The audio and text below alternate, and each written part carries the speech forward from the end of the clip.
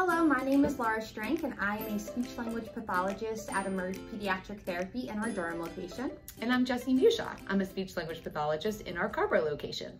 And we have partnered together today to talk to you all about common autistic communication differences. So, a lot of autistic individuals and a lot of neurodivergent individuals in general have a different style and method of communicating. And under the medical model of disability, this was seen as something that was wrong or disordered that needed to be fixed. But we know better now. And we know that just because something is different doesn't necessarily mean that it's wrong. Absolutely. Laura, why do you think we started rethinking the way that we think about neurodivergent communication styles? I think a lot of it can be contributed to the neurodiversity movement that's been happening recently. So there have been a lot of autistic adults that are coming out and sharing their experiences and advocating for the autistic community. There's also been a lot of research that has come out recently supporting this, showing that communicating as an autistic individual with an autistic communication style is equally as effective as being a neurotypical communicator. It's just a little different. Mm-hmm. Yeah, that's the double empathy problem. Yeah. I read about that too. Yeah, so there is a concept called the double empathy problem that states that people who come from different backgrounds and different experiences struggle empathizing with each other because of those differences. So in the example we're talking about today, people might not understand a neurodivergent communication style just because it's different from their own, not because it's wrong or less effective.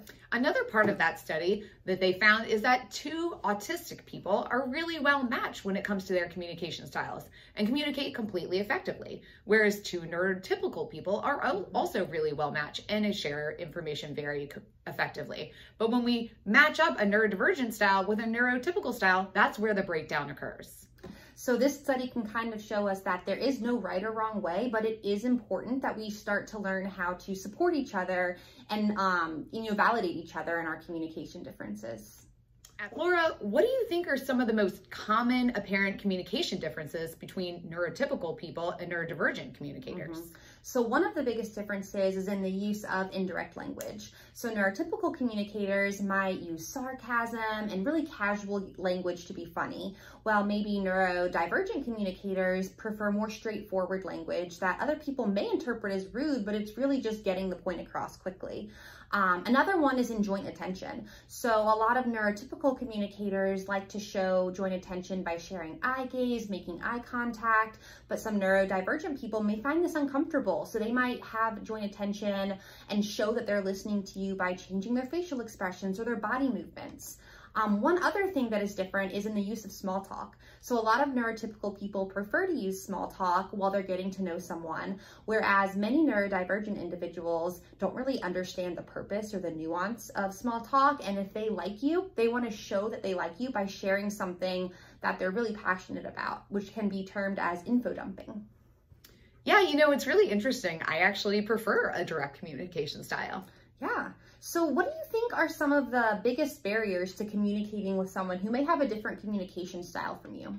I think we all really just need to remember to be flexible. It's often been thought that autistic or neurodivergent individuals lack flexibility, but this puts the onus of change completely on the neurodivergent person. Neurotypical people need to consider our own flexibility. There's no single best way to communicate.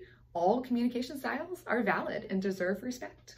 I love that you pointed out the flexibility piece because that's something that's important for everyone to consider when they're communicating with others. It's a two-way street. It is. So now that we know about different types of communication styles, what can we do to support people who may have a different communication style from our own, whether that be our autistic clients, our coworkers, our friends, our family members? I think we really all need to just take a moment to observe and reflect on the communication style of the neurodivergent loved ones in our life, as well as our own communication style. Support can look like engaging openly in communication, patiently listening to your communication partner, and maintaining positive body language. We can ask our communication partners if they prefer direct language or if they'd rather skip the small talk. We shouldn't force eye contact if that doesn't feel natural. Yeah, I know that a lot of people say that not only is eye contact kind of awkward, but it can be physically painful as well. So we can think about this through kind of an analogy.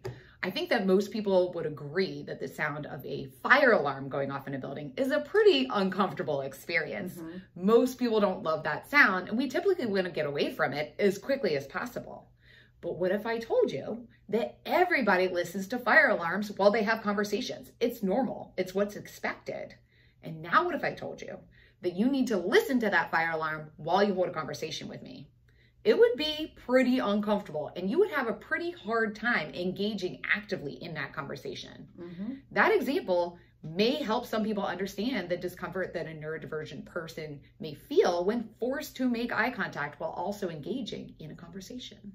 It's also okay to tell your communication partner what works well for you. Just keep it positive and non-critical. For example, if you're speaking with a neurodivergent person who's currently info dumping and you want to contribute to the conversation, you might say, I love talking with you about this. Could I ask a question?